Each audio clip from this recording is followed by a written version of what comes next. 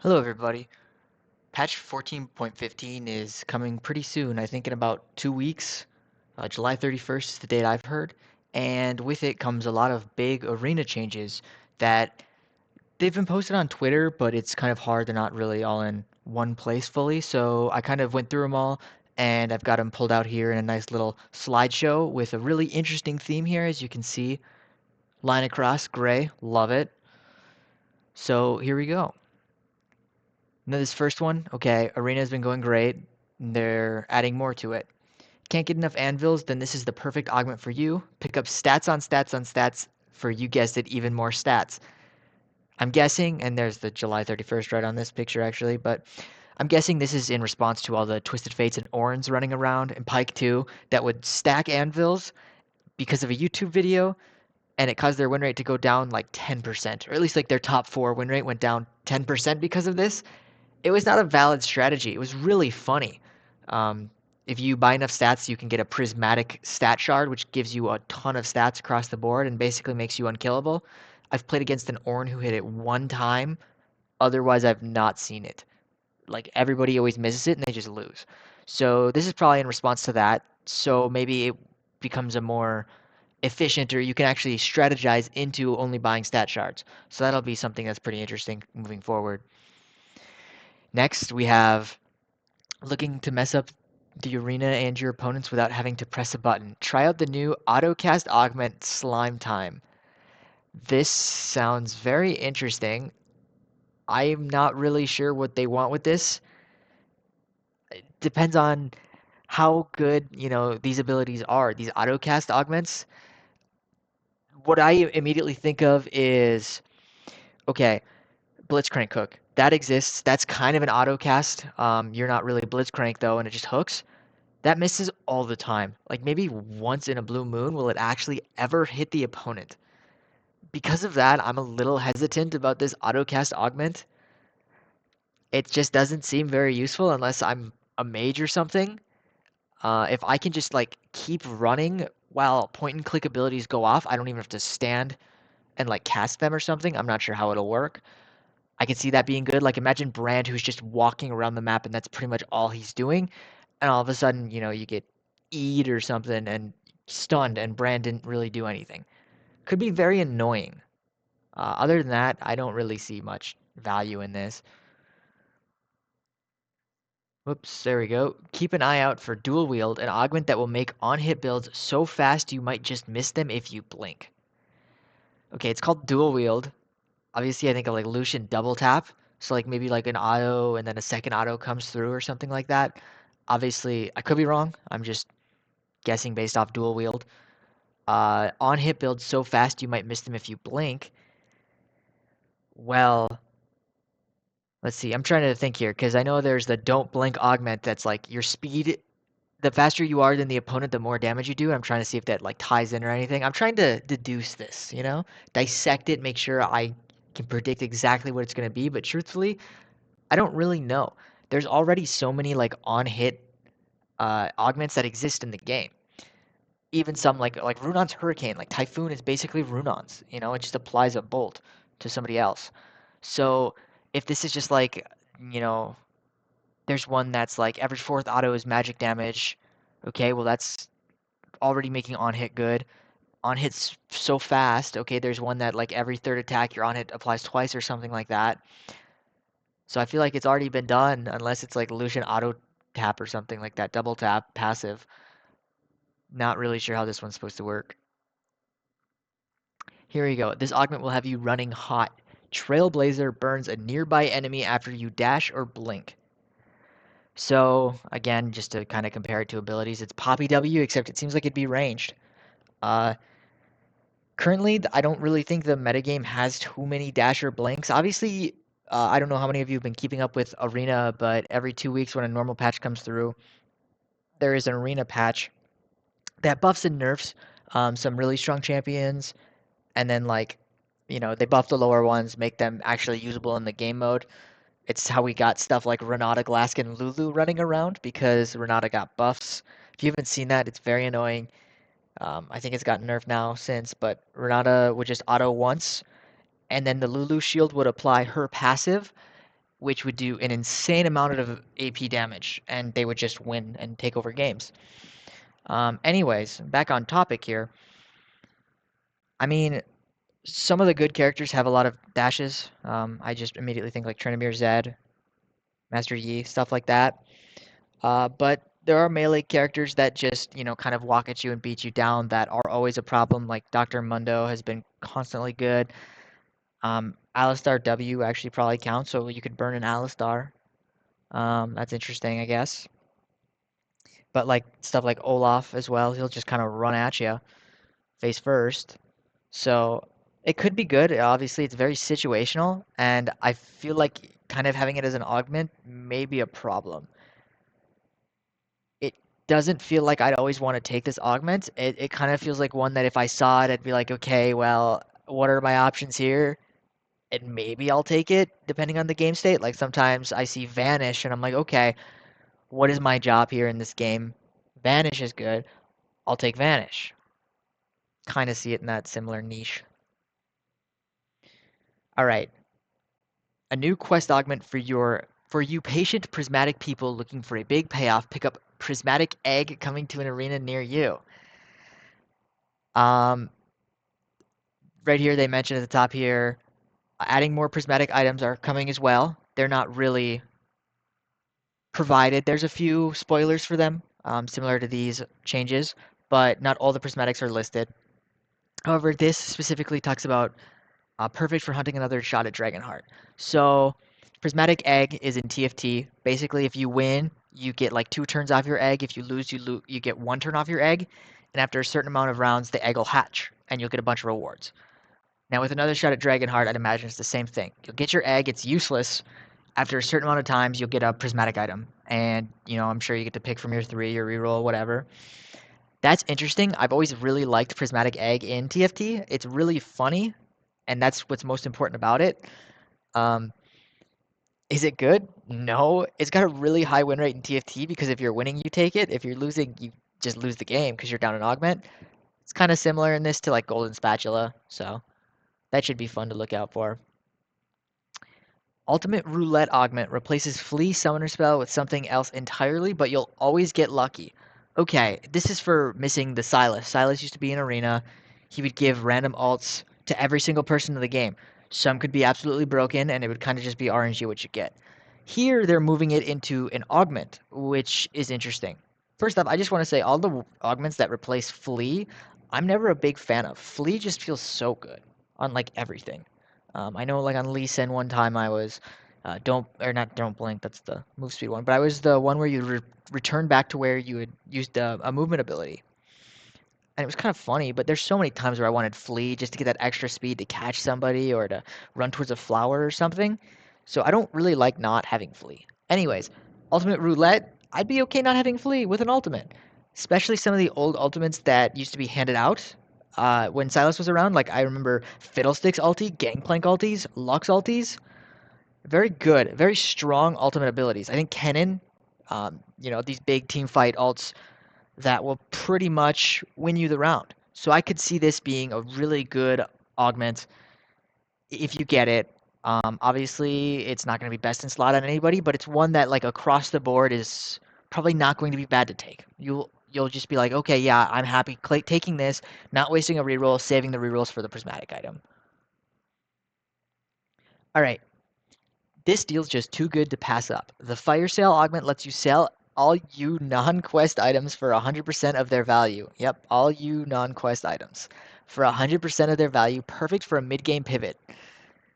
This is interesting. It's a shame that it takes up an augment, but it could be really good in like late game situations. Like I know there's some times where like the 4th augment comes in, game's pretty much at the end stages at that point, and say the enemy's a full AD team. Well, you can absolutely pivot to like a Randuin's a Thornmail, just get a bunch of armor, sell MR items, be great for that. Otherwise, again, I'm not sure you really want to take this augment early game. They're 100% of their value, so maybe there is some use in it. Obviously, if a team is stacking armor and I'm Misfortune, I can sell, pick up some ability power, and actually deal damage to them. Not really, because it's Misfortune with AP. My E will be the only thing dealing damage to them, but the point still stands. You can pivot your build on a whim. Very interesting. I could see this being taken depending on the champion. Obviously, tanks, it's huge. You can itemize against what you're up against. You can itemize um, healing reduction, which you usually don't itemize unless they have like Swain or Mundo or something like that, that really heals the Sona. So that should be really good. All right, we actually have a different rider here sharing now some of the arena changes. Twin Enzo. So the fruits of your labor augment makes those power flowers extra delicious. Your ally will get a taste of this sweet effect as well. This seems really good. Flowers are such a pivotal part of arena. You really want to be playing around the power flowers here, especially with not only the healing and the mana, but the ultimate cooldown reduction. This way, you don't really have to like share flowers and split them. You just get the entire flower. Or even if like the enemy team is contesting the flower, you can both share it, right? So what'll generally happen is like you'll auto once, enemy auto once, and then your teammate auto once, or even vice versa. Well, with this, your team gets to feel two flowers, right? Like basically, in essence, you get four flowers to their one flower. That's such a giant advantage in arena. It can really see it turning the game. So I'd say look out for this one. I think it's going to be a really good augment. Hit them where it hurts by targeting your opponent's weak spots to deal bonus damage with Kinko Jite. I'm sorry if that pronunciation is off. I know for a fact it's off. Let's just move on. Guessing it's going to be exactly like Fiora. Fiora has vitals on the side. You hit the vital, you do extra damage. That's probably what's going to happen.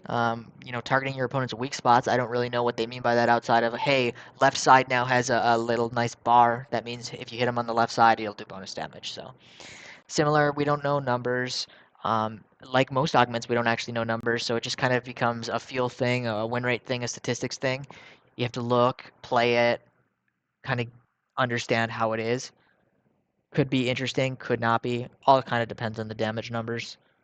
Imagine playing Fiora with this though, and you get like two on the opposite sides. That'd be kind of funny. Which one would you target? If you and your duo are dressing to impress, purchase matching twin masks. Your opponents are in for. I'm sorry, I'm having so much trouble reading this one. My brain was moving a mile a minute. Your opponents are in for double the trouble thanks to the bonus stats you'll have. So this is a prismatic item teaser. I think the last one actually here is an assassin prismatic. Okay. So that's interesting. It's not an augment. It'll be an item. So again, stats will be important, but it gives a different complete passive. So maybe assassins don't have to go for the Duskblade or the Prowler's Claw, which ironically have some of the best effects of any of the prismatic items already. So we'll see how that goes. Anyways, Twin Masks item. You and your opponents get bonus stats for it. Will be very difficult to pull off, but very powerful if you can coordinate it. So if you both get Twin Masks, it'll be really strong, I'd imagine. I think of Twin Masks. I don't. I think that's what it used to be called. I don't remember, but like, it was Twin Ghosts. There used to be an item back in like season 5. Twin Ghosts. It would send two ghosts out to hunt and then give you vision, and then they'd slow, which is really funny. I hope that active returns. Anyways, just extra stats. There's been some games where I've seen a duo have like both Dragon Hearts, and you think, why did they both take Dragon Heart? They're not going to stack it. They're not going to win games early. They just kind of are going to go eighth.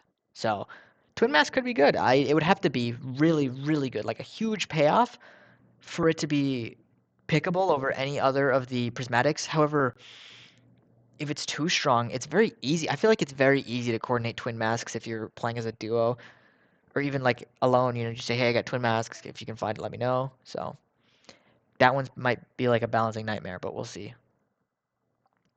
Anyways, another prismatic item. The Reaper's Toll will cut your opponents down to size. Buy this item to reduce your enemy's max health. This sounds really good. The way stats work in Arena is you just kind of get more stats quicker.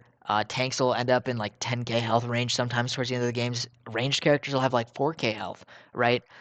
You get more bonus health in Arena, and especially with Heartsteel and the Steal Your Heart quest, you'll get some crazy tanks. This could be really good and really funny. This is similar to like all those other previous augments we covered. It's very situational. Obviously, reducing any max health is good. So like a 4k AD carry going to like I don't know 3k, that's great. That's still 1,000 less health you have to deal with. but like an Alistar having significantly less health, way easier to deal with than this scary tank that's unkillable, that will never die, that is basically just a Dr. Mundo late game. So could see this being really good. You know, roll for it when you get like the 4K gold towards the end of the game, as long as you're winning. Definitely see an advantage in that. And then potentially hot take, tanks should be able to kill you too. I disagree. Black Hole Gauntlet, a new item that will make you so big you'll get your own gravitational pull. So I'd imagine it works just like Aurelion Soul, W. Please tell me it's a W. It could be E, where there's like the center that's an execute, and then it'll drag you towards the center. That's very annoying. It's a very annoying spell. There's also Rel Magnet Pull, which is similar but works a little differently. Also very annoying pull, very annoying ability. So if Black Hole Gauntlet's anything like that, I hate this item already. It seems to me like it might be the next Cruelty. Cruelty is insanely broken on tanks, even though they don't really care for the AP, just because it's so much free damage. It's so annoying. This doesn't really say it'll be free damage, but I could just see it being so annoying that tanks will click it, and there's just nothing you can really do. Since the tagline really says tanks should be able to kill you too, I'd imagine there's some damage component to it as well. Not looking forward to this one. Tanks have already been quite a bit of a problem, especially with how annoying they are, stalling out the game, waiting till like the ring closes in and just killing you that way. Not looking forward to this one. All right, and here's the last 14.15 spoiler. We do have one more coming up after this, but this is basically for augments and prismatics. So this says, what WTF tanks getting hit and on hitting back. Like and subscribe to Reverberation for more details. Yeah, by the way, if you've made it this far and you like the video, please like and subscribe to my channel and leave a comment below. Really helps me out. Anyways, Reverberation to me just sounds like a Thornmail. So there's two things I think of Thornmail where like each time you hit, it's on hitting back. So Ramus W, where you know damage will be reflected back. Since it mentions specifically on hitting back, I did have a thought of like the prismatic orb item where it stores damage for like 3 seconds and then it'll explode. I think that would be really funny. I don't think that's the case here, but like imagine doing damage to Mundo for like 3 seconds and then all of a sudden it reflects back at you as a single one shot. Be very frustrating. So I can see why they wouldn't add it. Be really funny, but you know, at some point you have to care about the players, right? Sometimes humor is not enough. Just like in Earthbound, where they make you stand still for 5 minutes. That's not like that's funny, sure. That's a passcode for Earthbound. That's really funny, right? But I have to let go of my controller for 5 minutes. Does that not seem stupid? Anyways, sorry. Any chance to make fun of Earthbound, I can. All right. Here's the last thing we're going to cover is Koi Pond. Koi Pond is the stage with the giant lily pad in the center. It is by far the most annoying, most like hated part of the new arena. Everybody wants it gone. You have your three little sections, and poke champions just kind of win. It's really hard to walk at them because there's a choke point. You have to go through the choke point of the lily pad or blast cone over. You can't act instantly when you blast cone, so you're just always at a disadvantage if you're the moving team. Well, some teams have to move. Olaf can't really poke you. He can throw an axe. Tryndamere can't really poke you, right? So here is just a giant list of Koi Pond changes to hopefully make it better. So let's see. We've read a lot of your feedback about how frustrating Koi Pond can be. Yeah, so we're making a few changes to reduce the bigger pain points we heard you all bring up. We still think the value as a map rewards good macro positioning and risk being isolated. I'm not convinced. I don't hate Koi Pond, and it does allow teams like more ranged characters obviously into the melee. That's fine, right? It gives mages more opportunity, fine, whatever. But it's still so frustrating and polarizing compared to the rest of the maps that maybe I'd have tweaked it a little differently. I haven't even covered the changes yet, but anyways, first step to make the map less frustrating. Lilypad close time and the respawn time increased. Okay, respawn time increased to 6 seconds. I can see that being terrible. There's already times where a teammate or somebody will get stuck on another side and the storm will just kill them. They have to wait there. There's nothing they can do. Don't like that at all. Obviously, that change was in response to the close time increase. 5.4 seconds to 10.8 seconds. I don't know if this really does a lot. I guess it's nice. It's helpful. You can wait to make your decision. Like if somebody steps on it, you can at least wait 10 seconds before you make the decision if you want to go through the choke point. But I don't really see that being very good. All right, blast cones, bug fix. Fix the bug where the Chemtech blast cones would behave like a normal blast cone after being used once. I don't know what that bug is, so I will move on. Okay, they moved the blast cone slightly closer to center. Cooldown increased to 10 seconds. Again, another thing where you're just stuck on one side and can't really do anything. And then they removed the blast cone on the southeast island. Hex gates are reduced to 12 to 8 seconds. Very much don't like this change. There's already situations where people will be camping the portal, the hex gate cooldown, or the Hexgate portal, like to avoid spells. If I'm an assassin or like Syndra and I ult somebody, they just click the portal, they're gone, they dodge my spell, and my ult is now on a 90-second cooldown. We just made it really easy to do that. So if the one thing is if somebody like portals to the other side of the map, okay, well now generally it's a 1v2. You've got your two teammates against the one who's not portaled.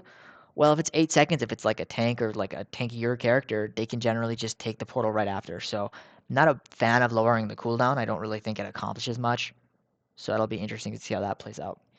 More brush has been added to each island. I guess that doesn't really do a whole lot. It just tells you where to aim your skill shots. Like if I'm Ezreal and I don't see the enemy, I can imagine, hey, they're probably in a bush, right? Not a whole lot that changes personally. Players no longer spawn in the southeast island. Okay, so it'll be like, yeah, southeast island. We'll look at a picture of it in a second. Ring of Fire initial size increased by 16%, making it so you have more time before the initial ring starts to shrink and are able to respawn. The ring can now close on any island, but it is much more likely to choose the southeast island. Okay, knowing this is huge. This is going to be something that I'm sure a lot of people will not know. This is not information they tell you like in the game when you're playing it just casually. So knowing that it'll be southeast island generally is really good to know for strategy. Um, I like the initial size ring getting like bigger. However, I don't like that it takes longer. A lot of the times, arena games, you're waiting on that final match. It's because of koi pond generally. Like you'll always go spectate, and it's either like a tank stalling or it's koi pond stalling. I kind of wish there was something to speed up those games, just so me as a player, I'm not sitting there waiting for those who get the RNG of koi pond. You know, just waiting 30 seconds after my match. Anyways, clicking on an island when the lily pad is closed will no longer cause your champion to stand still. Instead, it will move you to the closest point on the edge of the island. That's just like one of those things that'd be really weird. Like with the lily pad, it's fine, just cleaning it up. Anyways, we got a map of what it'll look like moving forward. So you can see blast cone here and blast cone here. No blast cone on this side.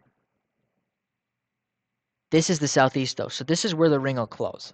So these you can't really blast cone people out of the ring, which is fine. That can be annoying. It just really cuts off the areas you have to fight when that's the case. Two brushes. So when you're in this final like ring location, that's interesting. This one's again way smaller. There's not a whole lot of room to run here. It's kind of another choke point, whereas this is very wide open. And then there's a little corner on the brush here too, which is interesting. Again, not really doing a whole lot, just more brushes added. Um, all in all, do I really think this will change a whole lot of koi pond and the frustrations? I absolutely not. I think people will still very much dislike koi pond and call for its removal. So yeah, not really accomplishing what it set out to do. As I said, I think the concept makes sense. It gives an advantage to these characters like Ari here, who can throw Qs and charms over the walls. Hecarim's, having a tougher time, especially when these characters are generally just stronger because they can run at you and just kill you. They have more stats, these melee fighters. So I get it in concept. Not thrilled with the execution. The choke point's just too crazy. Anyways, that's all the changes for patch 14.15 that Riot has basically made public. There are going to be way more changes to the actual patch. Um, they've talked about adding more prismatic items. I'm sure there's more augments that haven't been discussed. And then there's probably additional balance changes just to kind of shake up the meta as it always has. We might get more balance changes because there have been some champions that have always been good throughout the entire run. Nerfs haven't really affected them a whole lot. Like you still see Swains, you still see Vi, you still see Zeds. So hopefully they'll get that fixed up. I'm definitely looking forward to playing some new Arena. It's basically the same, but Arena with the new changes, seeing what funny things I can come up with, seeing what is cool, and seeing what's good. So, yeah, I appreciate everybody for making this far and watching. And I'll see you later.